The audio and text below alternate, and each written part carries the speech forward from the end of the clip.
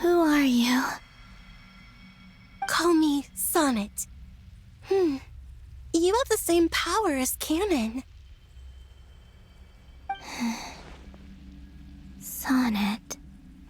So, you're the goddess of the iridescent moon? Oh, goodness. You recognize me? Well then, what's your name? Columbina. Columbina Hyposelenia. Hyposelenia? What a lovely name. Did you choose it yourself?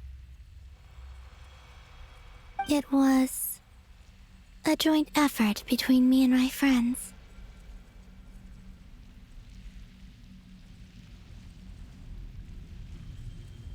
Friends? You mean your friends in the heavens?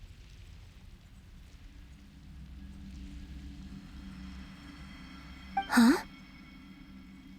Oh, sorry. You must be exhausted. I apologize.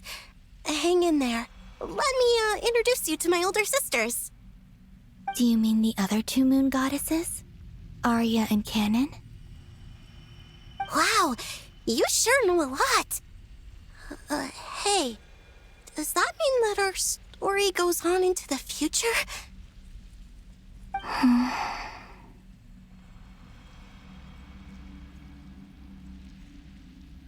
Oh, I guess that wasn't the best question to ask.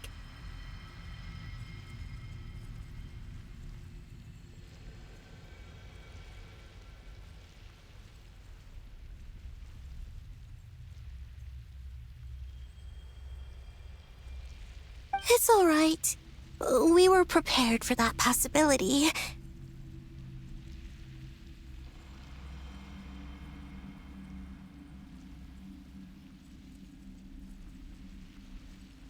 You could say we were too prepared. I can't even remember how long my sisters and I have been here by this point.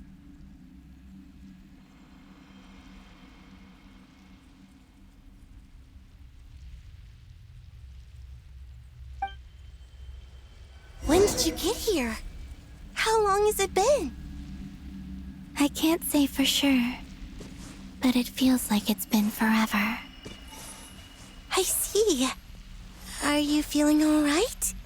You look a little unwell. I can hold out a while longer.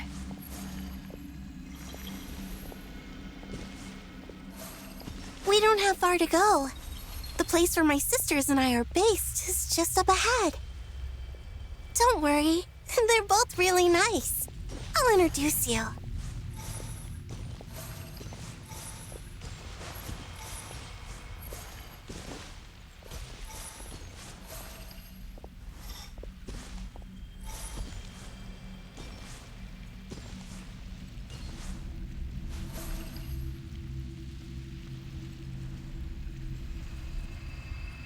Sisters! I'm back! And look who I've brought with me!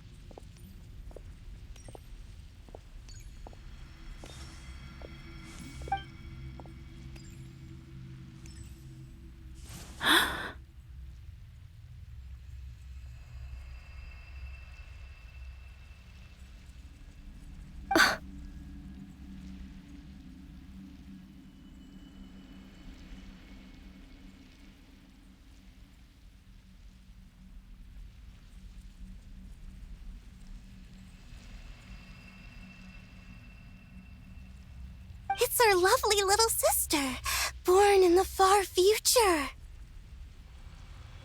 The pleasure is all mine.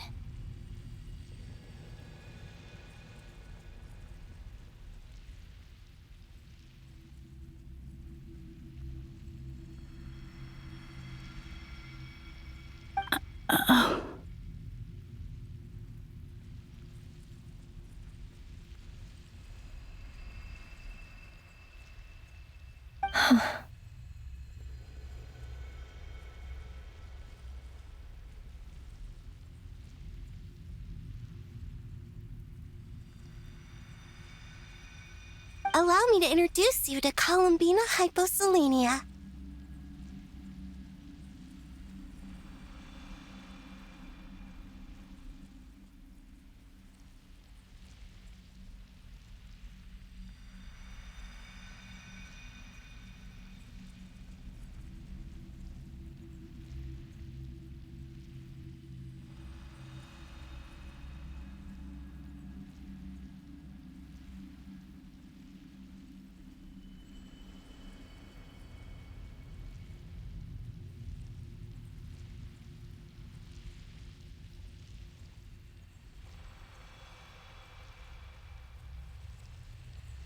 This is Arya, the goddess of the eternal moon. And this is Canon, goddess of the frost moon. Canon, don't you think Hyposelenia's power is similar to yours? Hello, Columbina. I apologize for our startled reaction just now. And please, forgive our little sister if she's been annoying you. She tends to talk a lot. It's fine. You seem shy. Don't worry, Columbina Hyposelenia. No one can hurt you here.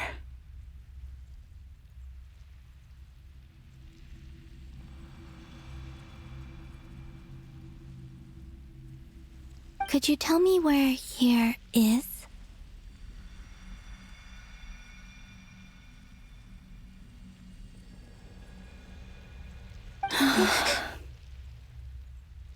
Please. I must know. My dear sister.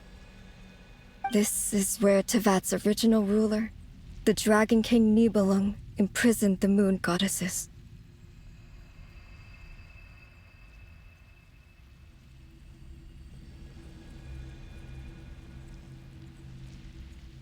What?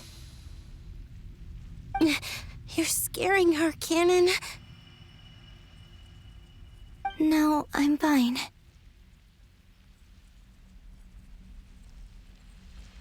Please, continue.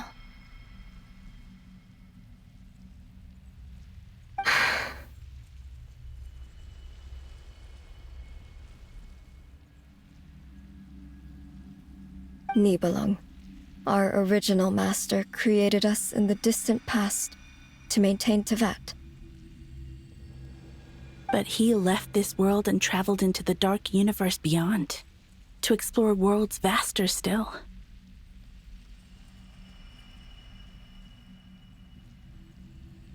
Day and night, we fulfilled our duty in the heavens, until the day that the first Descender arrived. The great ruler of the firmament. The heavenly principles.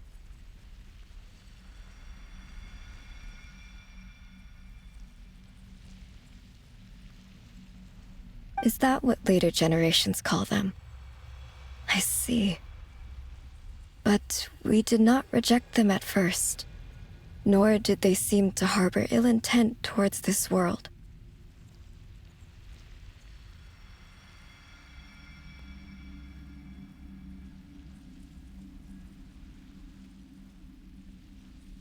We coexisted in peace. They were like a guest in our home.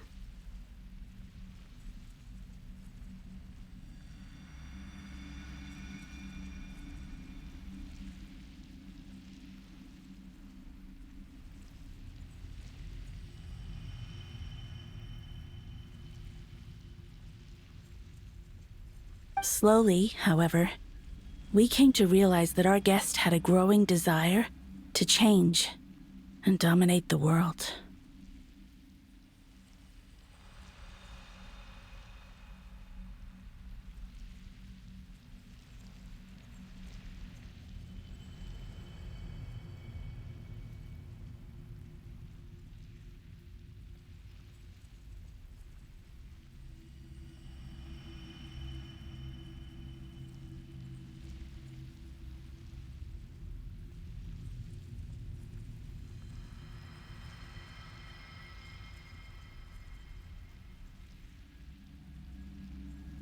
And you didn't stop it?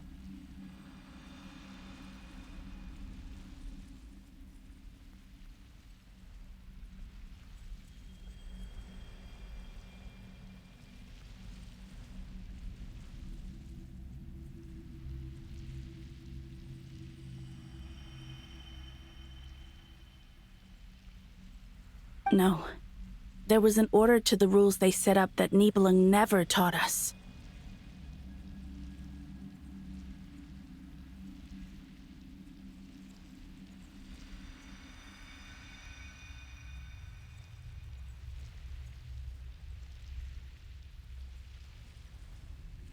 We wanted to know if this order would bode good or ill for Tivat.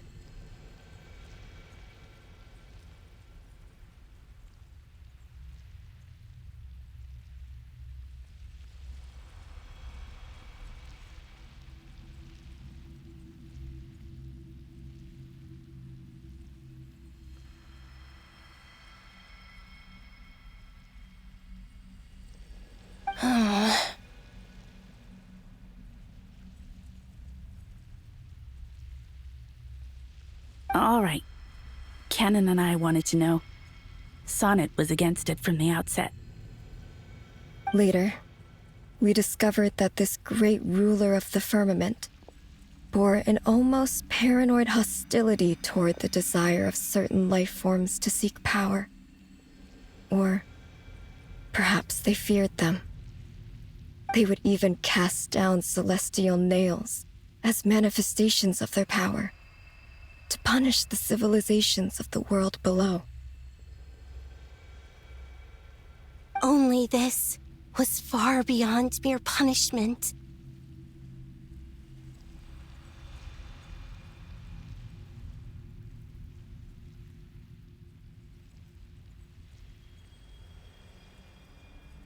Right.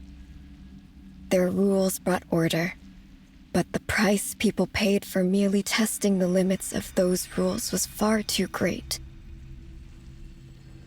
I did everything in my power to help the punished escape catastrophe, but still, too many lives were lost. The ancestors of the Frost Moon Scions were some of the ones you helped.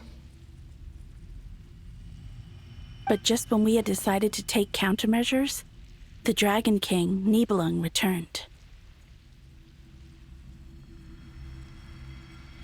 And so began the War of Funerary Flame. So, that's the name the world gave that war in the future. Well, who won in the end? As far as I know, the Heavenly Principles won, although it came at a great cost. They remained in Tivat, where they continue to rule to this day. And the world's original master, the Dragon King Nibelung, was destroyed.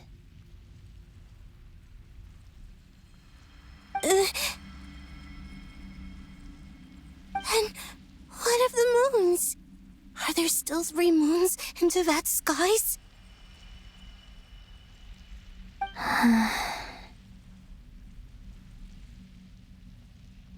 You can tell us the truth, Columbina. We know we are but remnants of a bygone age. We are prepared for the answer.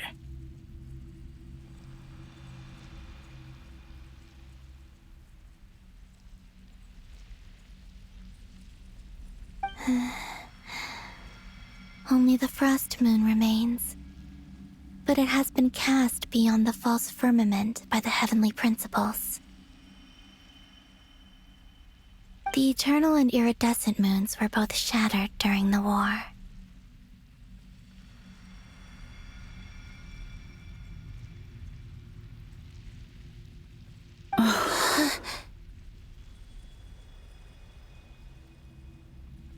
So death finally came for us in the end.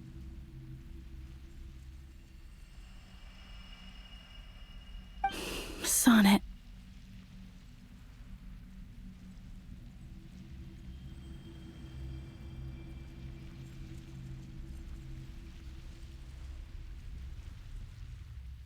But you're still here, aren't you?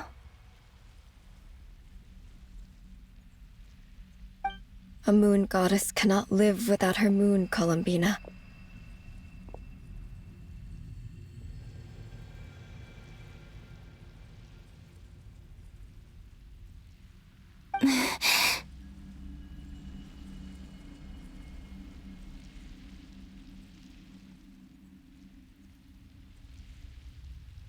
She's right. That's why I began to disappear. Because the Frost Moon is cut off by the false sky.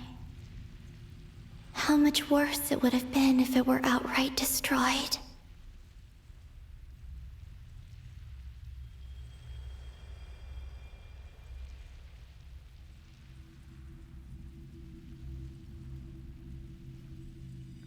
Our souls may endure within this lunar palace, but if our moons are destroyed,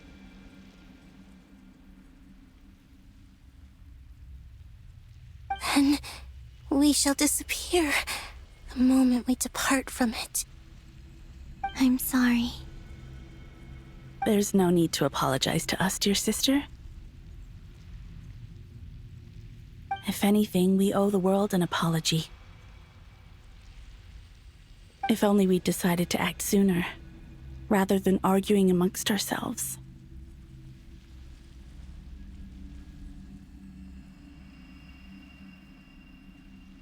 all the more reason not to spend this time in regret and repentance. Instead, we should focus our efforts on how we might help our future sister. Sorry? Don't you see, Columbina, your story is not yet over. Is that not why you are here?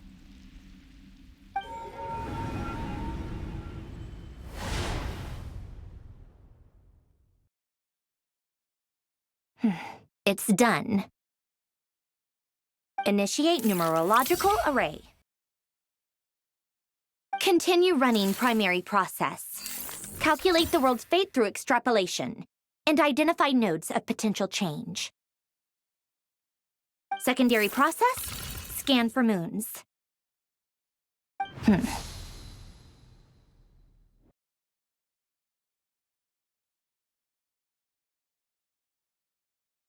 Still 4.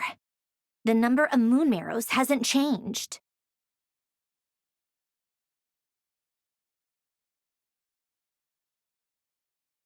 Wait, let me think. Is it possible that there's something I've been misunderstanding about the moons all along?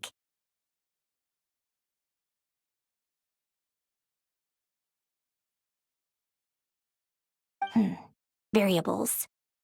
Variables in the world. I know where potential variables within the world come from. So what about the moons? Are there any variables there?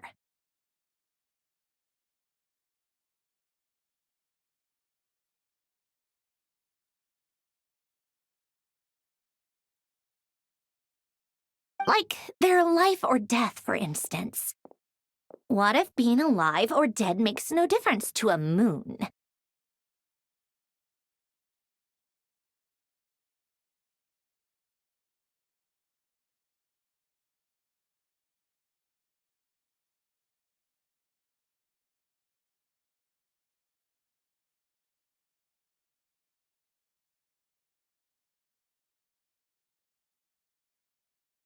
But that's so strange. Even immortal gods can die. Why would the moons alone be?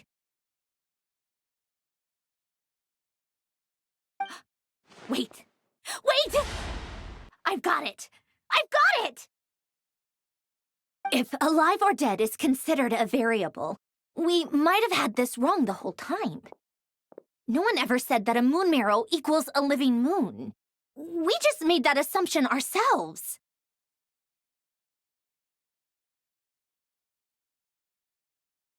Initiate secondary process. Scan again. This time filtering out interfering perimeter, moon marrow. I don't care if they're natural or artificial. Get them out of my search results!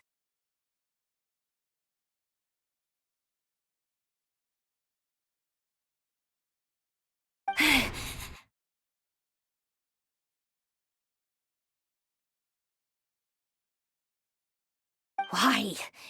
It says 3 moons still exist in Teyvat, even after excluding the moon marrows. But we know for a fact that 2 of them are dead. Redo the scan. Narrow the results to living moons and real moons. No, scrap that.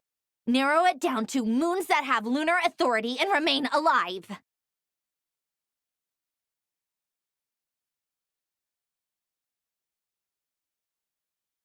Why? Why is it still 3?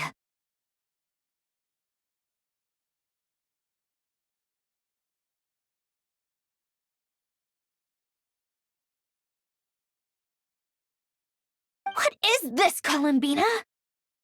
Has the world lied to us? Or are you the one pulling the wool over our eyes?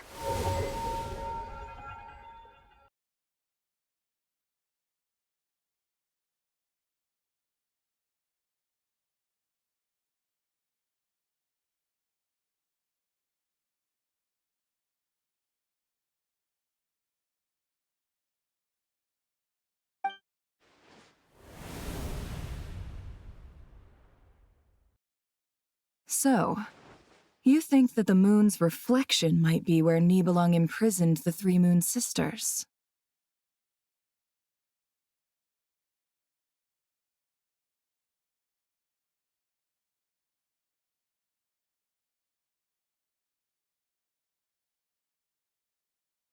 Yes, it would explain a lot, such as why that space would respond to a moon goddess's power, opening the moon gate at her command.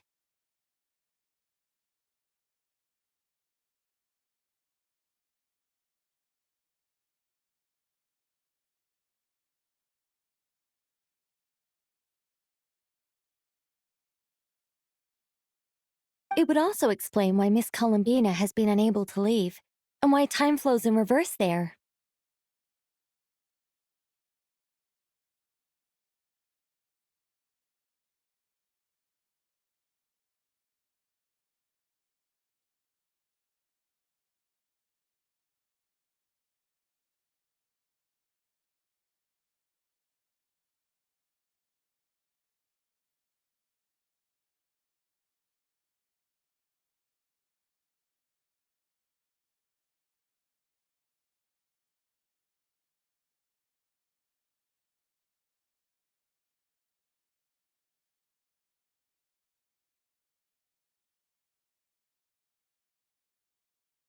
In the messages she sent, Columbina promised us she'd find a way to return, but we have no way of knowing how, when, or where this might happen.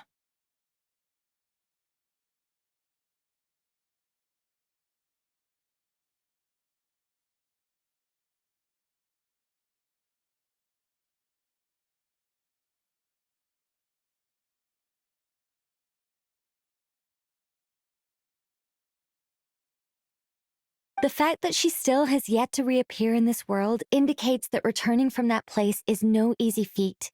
We cannot afford to simply wait for her.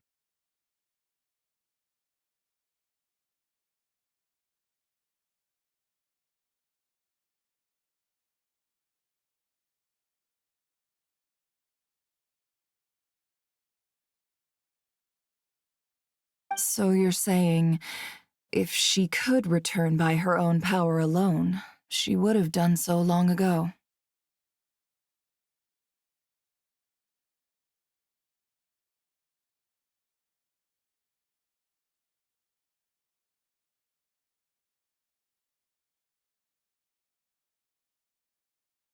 Yes, she certainly wouldn't leave it to this late stage when it's so touch and go.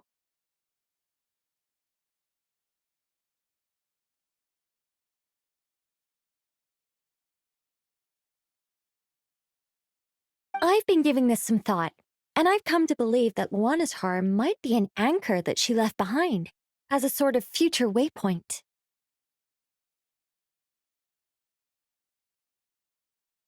This could also explain why Luana's heart is always by the traveler's side.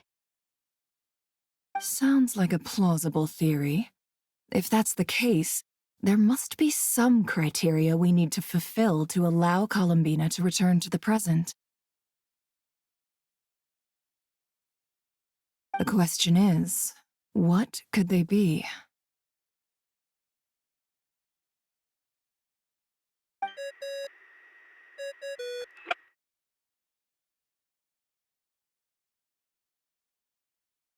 Hello?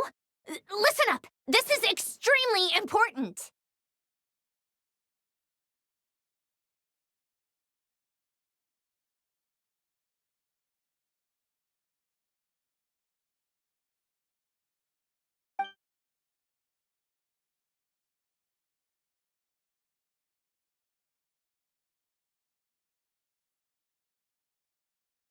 Not only is Columbina alive, but she may well exist in a form unimaginable to us.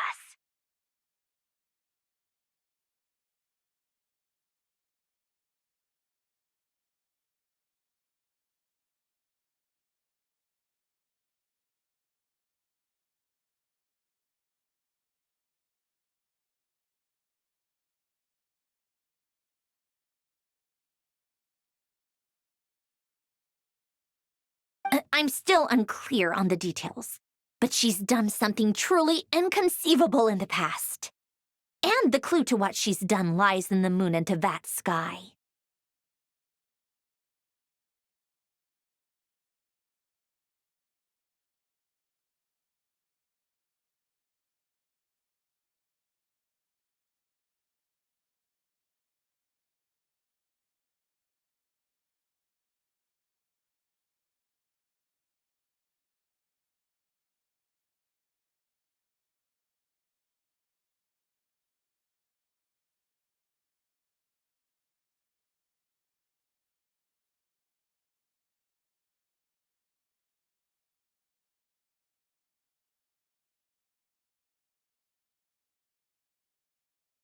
Truly amazing.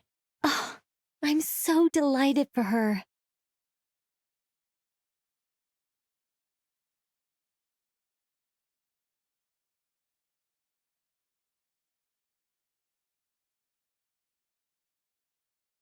I'm sure we all feel the same. And I'm sure Columbina is ready to get back here and fight by our side. I'll keep my calculations going and try to find some way of coordinating with her. But that's not an excuse for everyone else to slack off, okay? All of you had better keep trying to think of solutions. How can the dead moon still live? And Luanatar...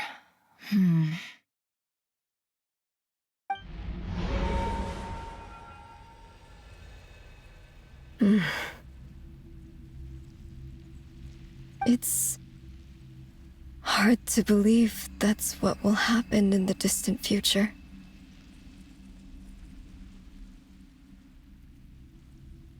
Our authority is linked to the most fundamental rules of Tevat. I suppose it's no wonder that many would covet that power.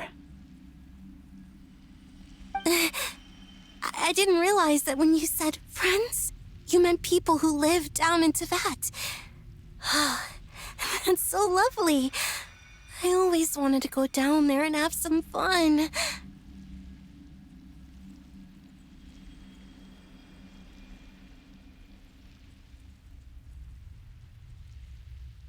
Have you ever tried leaving this prison?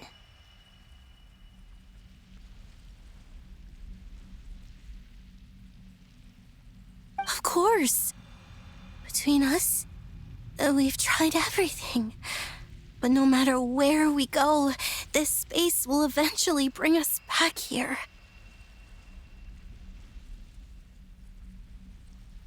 It's like the center of a whirlpool. Everything ultimately converges here, at the moment when Nibelung imprisoned us.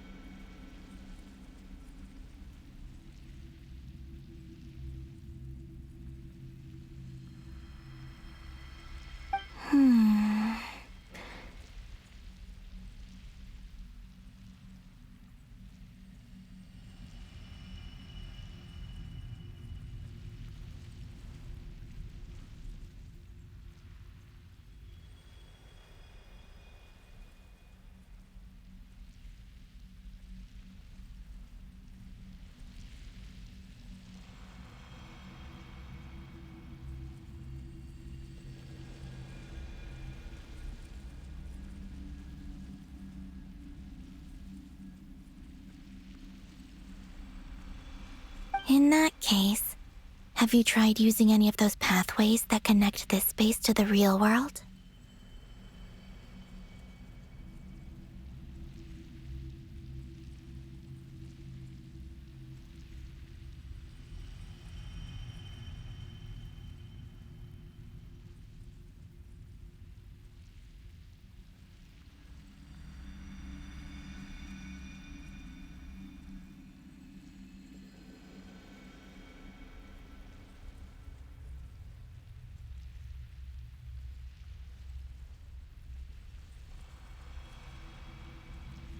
Sorry? What are those?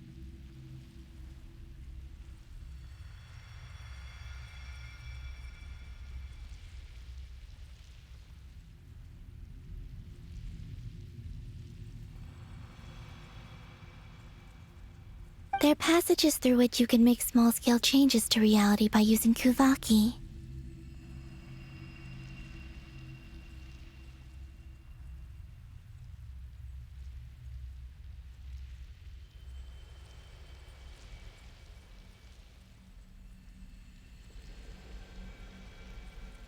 Or am I the only one who can use those passages? Because part of my soul remains in reality.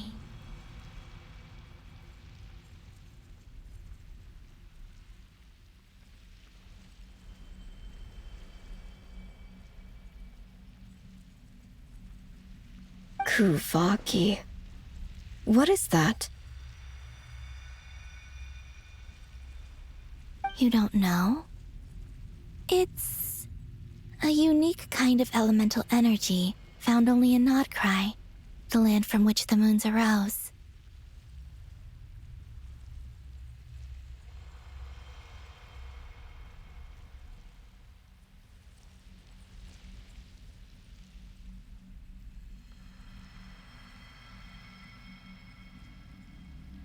Oh. Well, it's true that the moons first rose up from the part of that you say is called Nodcry.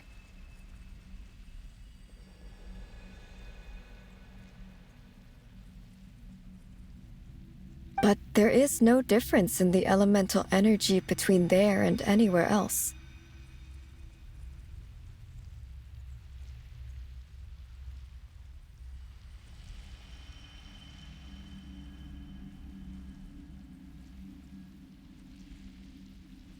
What?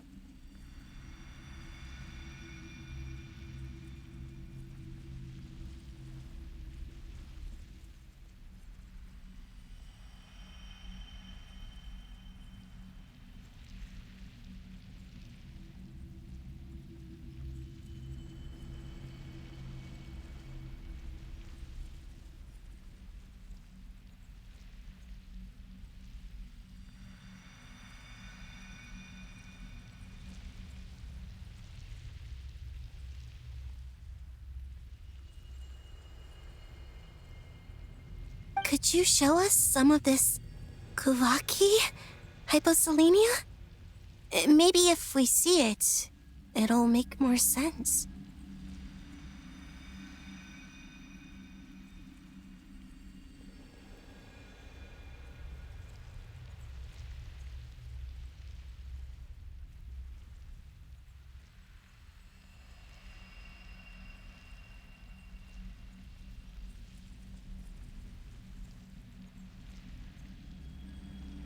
Okay.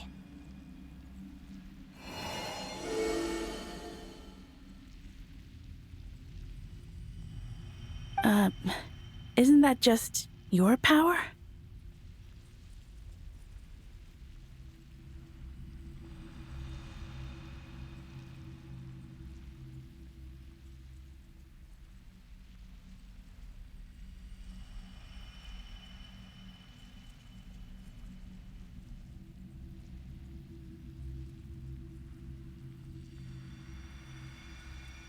What? But it's everywhere in Nodcry. In the air, in the land. Even the creatures who live there have adapted to its influence.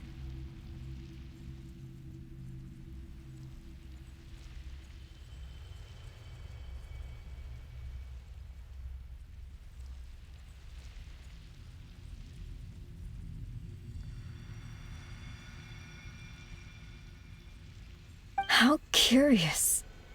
This Kuvaki certainly did not exist anywhere in the world before we were imprisoned.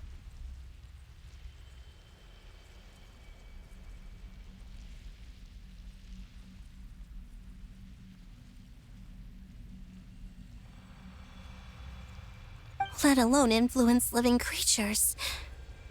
So, how exactly does it affect them anyway? Can they float in the air like us?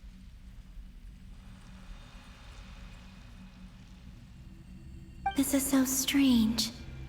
Why would their reality differ so much from mine?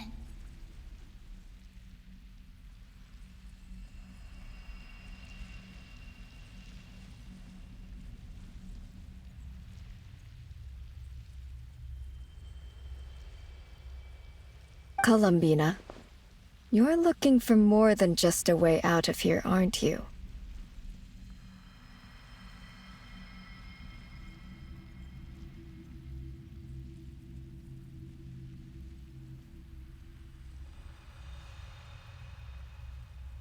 Yes. If I am to help my friends, I will need tri-lunar authority on par with that of our foe.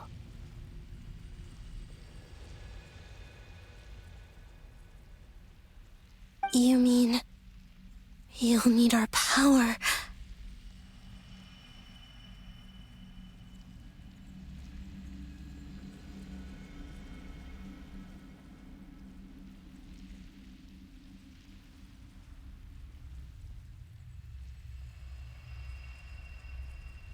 This sounds extremely risky.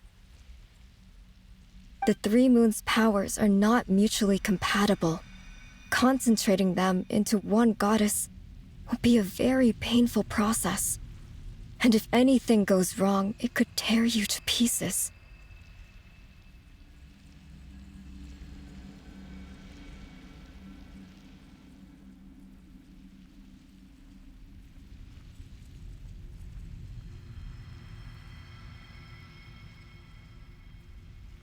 I know. But I'm willing to take that risk.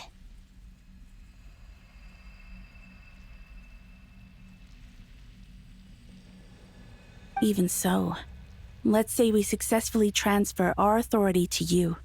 How will you take it outside this prison?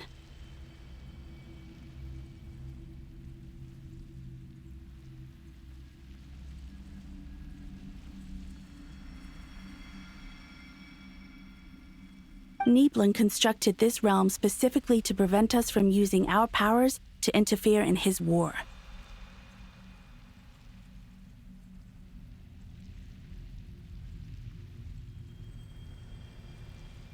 No moon goddess can leave this place alive.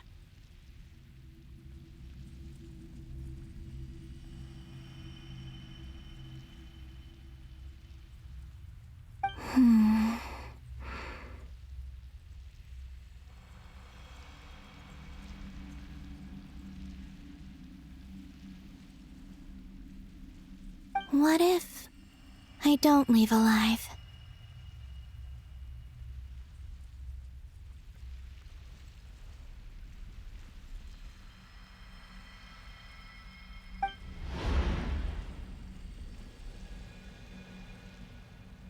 Where do we even start?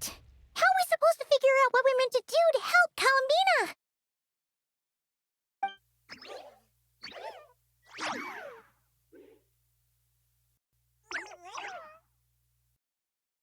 Columbina, what do you need from us?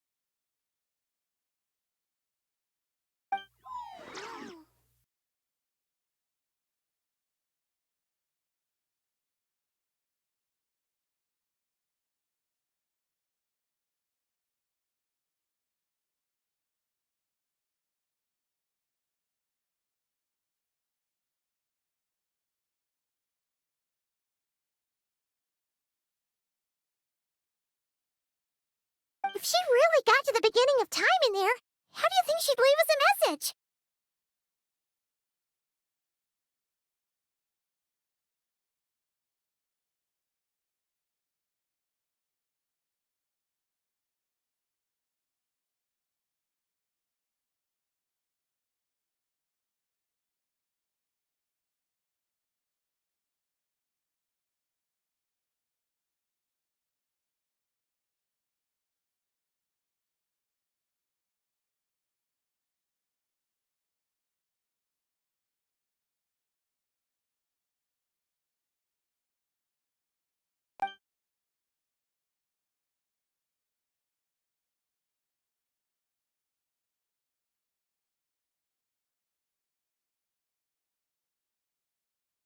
You don't think she'd write it down on a stone tablet somewhere in the hopes that we'd find it, do you?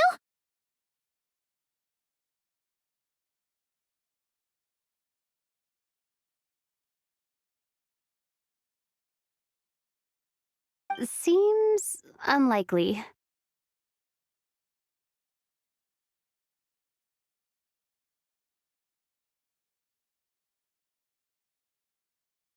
Columbina may not talk a lot, but she thinks deeply about issues like this.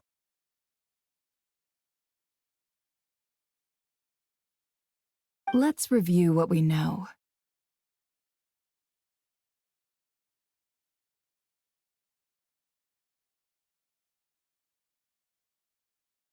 This is the Columbina who fought alongside us against the Reikir of Solnari, and with whom we celebrated Moon Prayer Night.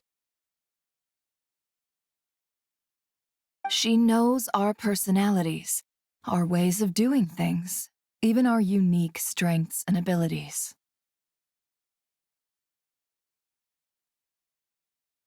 So, if she wanted to tell us something from a long, long time ago, what would she do?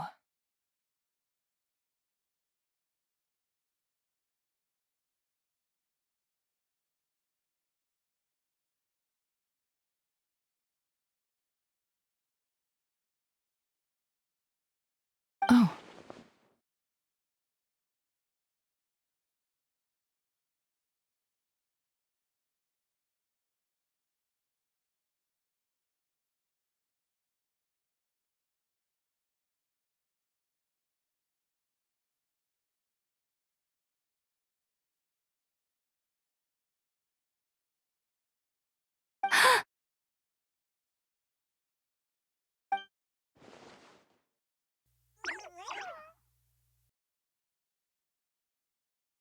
Traveler, you once said that those golden ripples also appeared when Luanatar was born.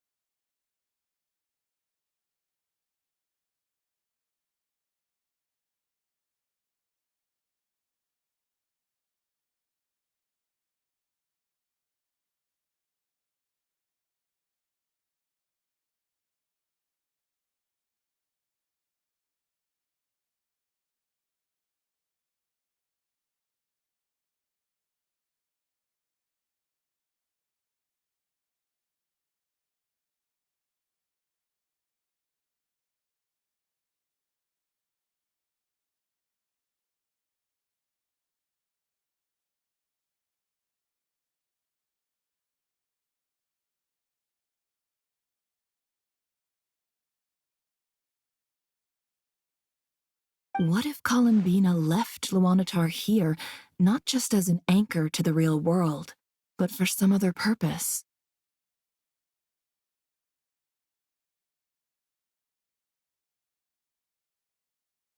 If she is part of Columbina, and Columbina knows that I can see past events through her,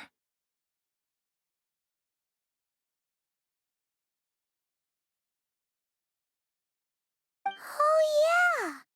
Like when you peeked into Rarer's past through his heart!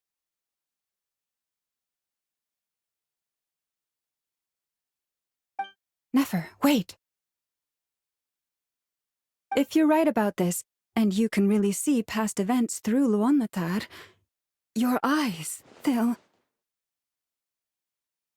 Oh, I know. Looking at Rerir's past in Conria was already enough of a strain on my eyes. Looking this far back into the past, it'll surely blind me.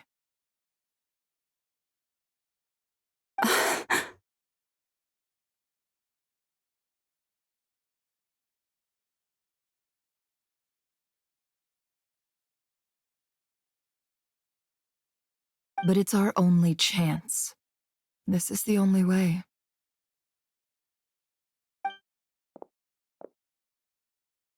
Boss.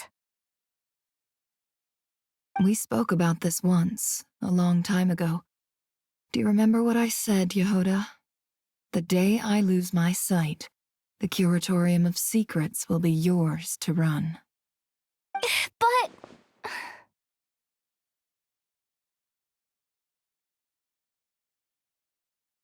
What's wrong? I'd be overjoyed if I were you. This day's come a lot earlier than either of us expected.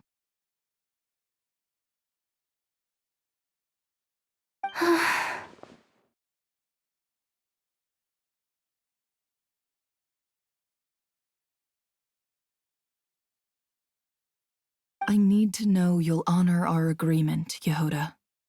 Promise me.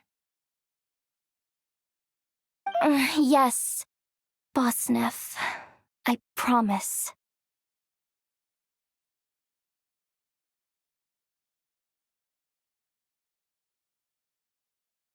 Are you sure you don't want some time to think this through?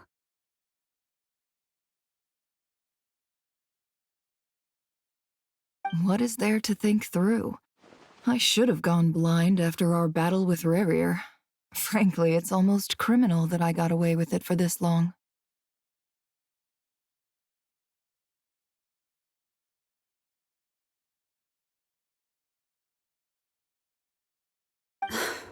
Then at least let me take some precautions on your behalf.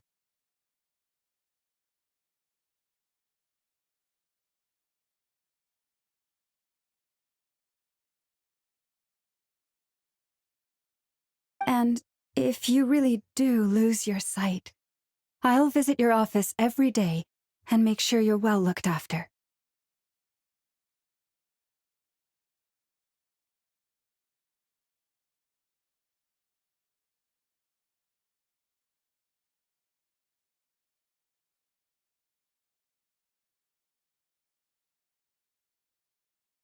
Oh, please, anything but that. I was actually ready to go through with this. Are you trying to scare me into backing out?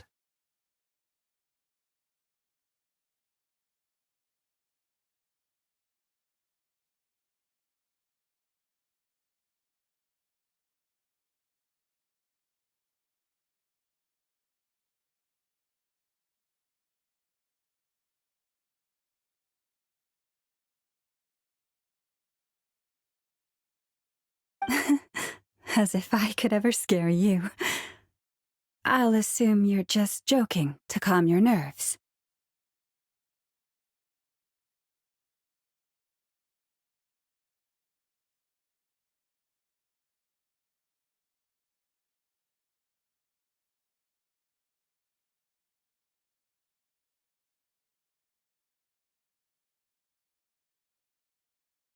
All right, enough chit-chat.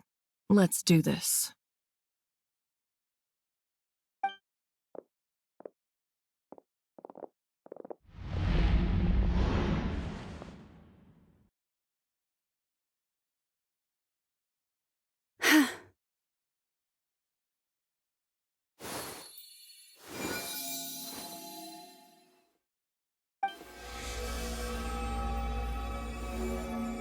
All done. Good. Now give me some space.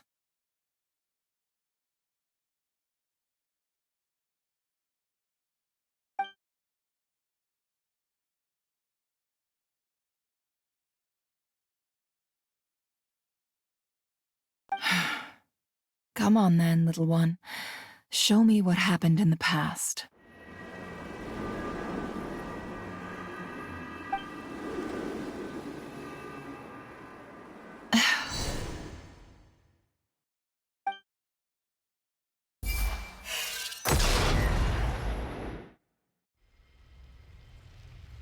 Between the Trilunar Authority, Kuvaki, and the sole surviving moon, the Frost Moon.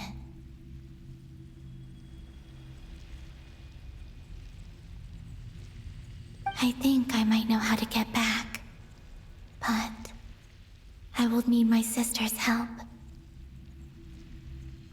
Time to go talk it over with them.